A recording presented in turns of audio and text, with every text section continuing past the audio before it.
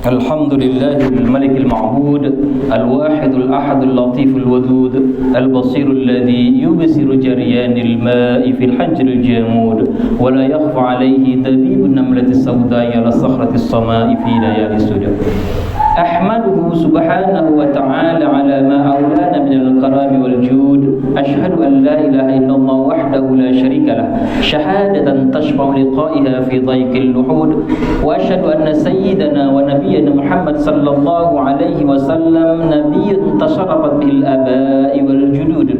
اللهم فصل وسلم وبارك على هذا النبي الكريم والرسول سيد السند العظيم ذي القلب الرحيم سيدنا محمد وعلى آله وصحبه أجمعين صلاة وسلاما دائمين متلازمين ما نبتت درع وأوراق عود. وسلم تسليما كثيرا أيها الناس اتقوا الله حق تقاته ولا تموتن إلا وأنتم مسلمون. Sidang jamaah Jumat yang dimuliakan Allah Subhanahu wa taala. Pada Jumat kali ini izinkanlah saya selaku khatib untuk berwasiat kepada diri pribadi maupun kepada kita semua untuk marilah sama-sama kita meningkatkan kualitas keimanan kita. Marilah sama-sama kita meningkatkan kualitas ketakwaan kita. Takwa dengan sebenar-benarnya takwa. Takwa dengan menjalankan seluruh perintah Allah Subhanahu wa taala. Takwa dengan meninggalkan seluruh larangan Allah Subhanahu wa taala. Tentunya Allah begitu menghargai orang yang bertakwa.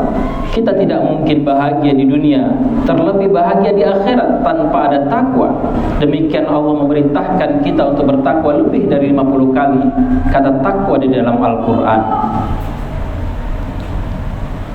Saudara yang dimuliakan Allah Subhanahu wa taala, setelah kita bersyukur kepada Allah Subhanahu wa taala atas segala limpahan rahmat dan karunia-Nya kepada kita semua, kemudian kita berselawat kepada Nabi besar Muhammad sallallahu alaihi wasallam, kita berdoa semoga Allah Subhanahu wa taala menerima segala amal ibadah kita. Allah jadikan semua kegiatan kita, aktivitas kita menjadi aktivitas ibadah, sebagaimana firman Allah yang mengatakan bahwa Allah menciptakan jin dan manusia hanya untuk menyembahku. Kita hanya untuk menyembah Allah. Tugas kita hanya untuk menyembah Allah, dan mudah-mudahan Allah menerima aktivitas kita sebagai ibadah. Kemudian juga kita tentunya terus berusaha mentauladani akhlak Rasulullah sallallahu alaihi wasallam, dan tentunya kita berharap semoga Allah Subhanahu wa taala tidak memanggil kita, tidak mewafatkan kita kecuali kita dalam keadaan berserah diri kepada Allah Subhanahu wa taala, sebagaimana firman Allah dalam surat Al-Imran, "Wala tamutunna illa wa antum muslimun." Sidang Jumat yang dimuliakan Allah Subhanahu wa taala, kita masih berada pada bulan Rabiul Awal. Kita pada bulan-bulan ini ada tradisi yang sangat baik, adalah tradisi peringatan Maulid Nabi besar Muhammad sallallahu alaihi wasallam, di mana tradisi ini atau peringatan ini akan terus membangkitkan kecintaan kita kepada Rasulullah sallallahu alaihi wasallam. Peringatan ini walaupun setahun sekali, tapi begitu penting agar terus-menerus kita bisa mentauladani Rasulullah, khususnya pada akhlaknya. Agama Islam, agama terakhir yang Allah utus nabinya adalah Nabi Muhammad sallallahu alaihi wasallam. Karenanya Nabi Muhammad adalah nabi yang terakhir. Karena ini syariat Islam adalah syariat yang terakhir. Dan diutusnya Nabi Muhammad sallallahu alaihi wasallam, Allah katakan, "Wa ma arsalnaka illa rahmatan lil alamin." Engkau tidak kuutus kecuali untuk sebagai rahmat dari sekalian alam. Saudaraku yang dimuliakan Allah Subhanahu wa taala, perlu kita yakini, bukan hanya sekedar paham. Jika orang di luar Islam atau non muslim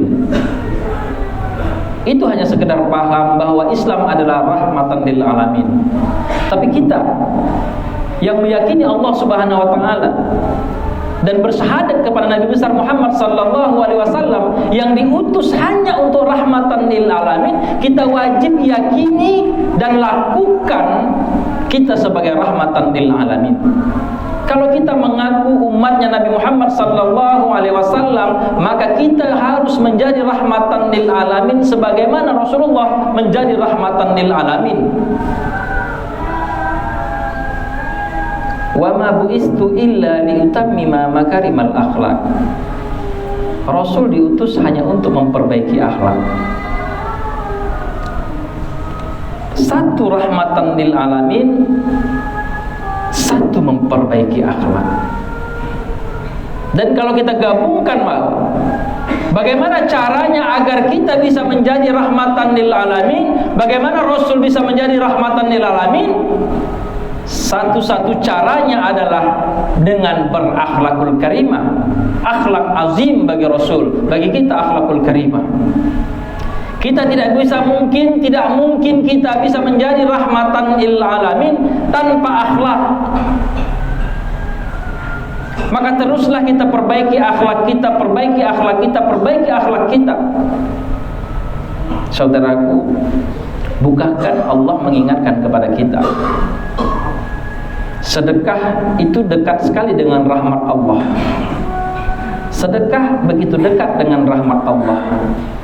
Bukankah yang kita sering dengar, yang begitu populer, ketika ada orang mati kemudian dihidupkan kembali, ibadah apa yang dia akan kerjakan? Ternyata bukan sholat, walaupun sholat yang agama, bukan puasa, walaupun puasa itu mengampunkan dosa kita, bukan haji, padahal pahala haji adalah surga, tapi sedekah. Karena sedekah itu begitu dekat dengan rahmat Allah, karena kita sedang mencurahkan rahmat kita kepada sesama kita. Hadis yang begitu populer, irhamu man fil ardi yarhamkum man fis sama. Sayangi yang di bumi, insya Allah Allah akan sayang kepadamu. Namun saudaraku ingat, tapi Al-Quran juga mengingatkan kita bahwa sedekah tidak boleh diiringi dengan cacian. Perkataan yang baik, qaulun ma'rufun, perkataan yang baik itu jauh lebih baik daripada sedekah yang kita iringi dengan azab, kita iringi dengan cacian. Saudaraku, perlu kita perhatikan di satu pernyataan bahwa Allah katakan sedekah itu sangat dekat dengan rahmat Allah. Tetapi di sisi yang lain, kalau kita sedekah, jangan menyakiti orang.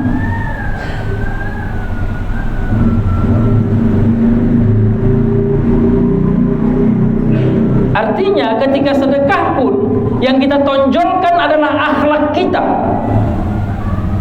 Akhlak ketika memberi. Walaupun ada panduan dari Rasul ketika tangan kita memberi, tangan kiri jangan tahu, tapi juga ada panduan boleh diumumkan. Jadi ketika kita sedekah boleh diumumkan, boleh tidak diumumkan, tapi intinya adalah ketika kita bersedekah, dahulukan akhlak kita agar orang yang menerima sedekah tidak terzalimi, tidak tersakiti.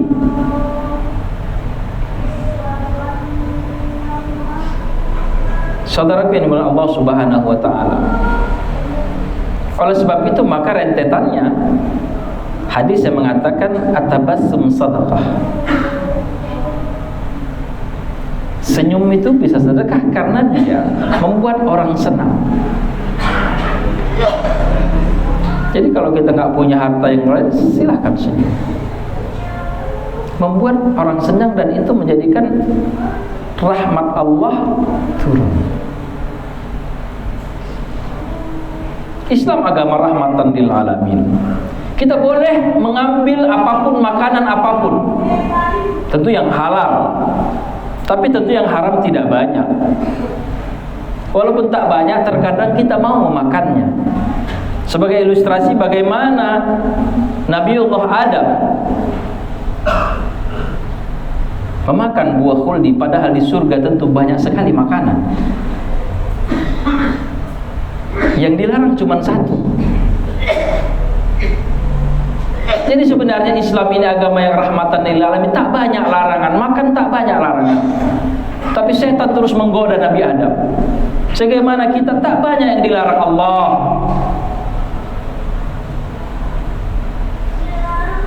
Makan khinzir, makan babi, darah, makan binatang yang tidak kita sembelih. Kalau di algoritmakan atau dihitung, tentu sangat banyak makanan-makanan yang halal yang kita makan. Tetapi meskipun makanan itu halal, tetap ketika memakannya kita mempergunakan akhlak kita agar bisa menjadi rahmatan lil alamin. Oleh sebab itu ketika kita memiliki ayam yang akan kita potong, maka Rasul menyuruh kita untuk menajamkan pisaunya. Ketika kita memotong lembu untuk kurban, tajamkan pisaunya. Bahkan di sebagian kitab-kitab fikih harus sekali potong, sekali tarikan, agar tidak menyiksa binatang. Itu wujud rahmatan lil alamin, rahmat kepada binatang. Walaupun binatang itu akan kita makan, tapi tidak boleh kita siksa terlebih dahulu binatang tersebut.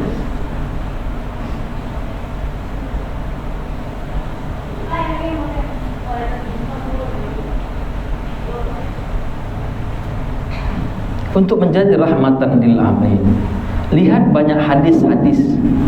Salah satu hadisnya tentunya yang kita juga tahu, tidak dikatakan beriman seseorang itu sebelum dia menyayangi dirinya, sebelum dia menyayangi orang lain sebagaimana dia menyayangi dirinya sendiri. Khatib ulangi, hadis yang begitu populer.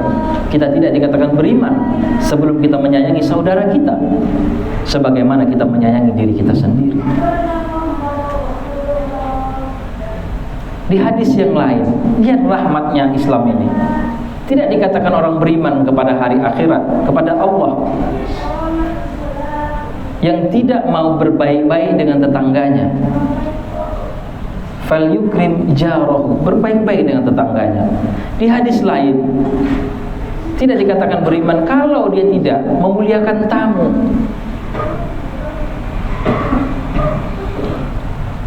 Dan semuanya itu dengan akhlak. Bukan semerta-merta kalau kita memiliki tetangga yang lebih kaya dari kita, bagaimana cara memuliakannya? Kalau kita memiliki tetangga yang sejajar sama kita, bagaimana kita memuliakannya?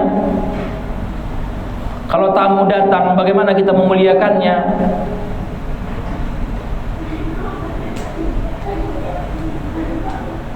Sanggupkah kita mentauladani Rasulullah sallallahu alaihi wasallam ketika menerima tamu? Bagaimana kita memuaskan tamu sehingga dia pulang sendiri tanpa kita perintah, tanpa kita menengok jam. Sudah 2 jam belum pulang-pulang juga tamu kita.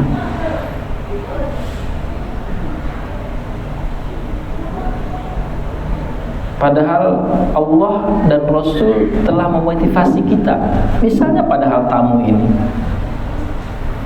Dulu kan cerita yang begitu juga populer, di mana ada seorang istri yang komplain saja karena suaminya kedatangan tamu terus, sahabat ini.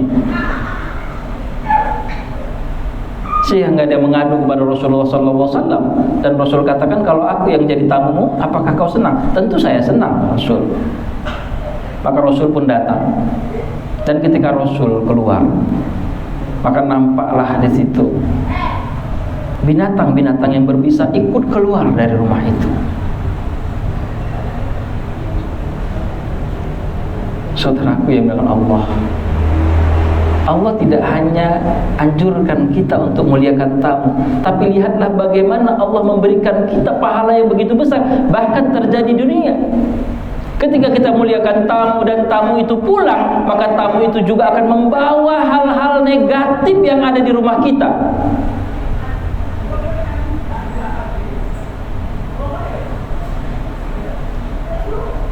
Begitu indahnya Islam, begitu rahmatnya Islam.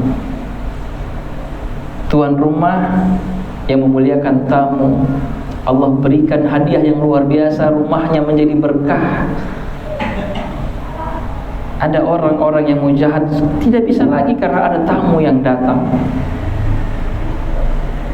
Maka wajar kalau kita beriman kepada akhirat, kita muliakan tamu kita. Saudara firman Allah Subhanahu wa taala, tentunya kalau diceritakan bagaimana akhlaknya Rasulullah SAW yang kita tidak akan ada habis-habisnya. Makanya peringatan Maulid itu seyogyanya kita lakukan setiap hari bermuhasabah. Tapi paling tidak ketika Rabiul Awal kita ulang-ulang. Sebagaimana mengulangnya kalau Jumat itu setiap Jumat kita ulang, kita cas keimanan kita. Ini kita cas bagaimana meniru Rasul setiap bulan Rabiul Awal dan tentunya di bulan-bulan yang lain.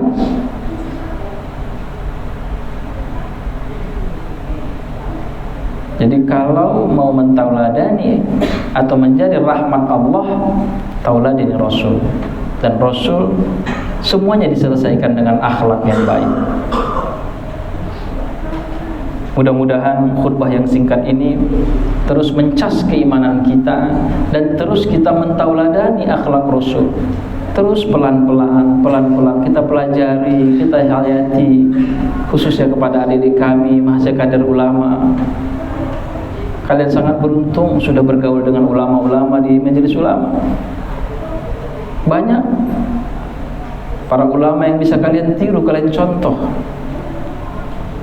Bagaimana memuliakan tamu. Tinggal lihat di MUI ini bagaimana tamu yang datang, bagaimana kita muliakan dia dan sebagainya. Mudah-mudahan bermanfaat bagi kita semua dan menambah keimanan kita. Barakallahu wa lakum fil Qur'an karim wa nafa'ani wa iyyakum bima fihi minal ayati wa dzikril hakim. Aqulu qawli hadza wa astaghfirullahi wa lakum wa lisairil muslimin wal muslimat fastaghfiruhu innahu wal ghafurur rahim.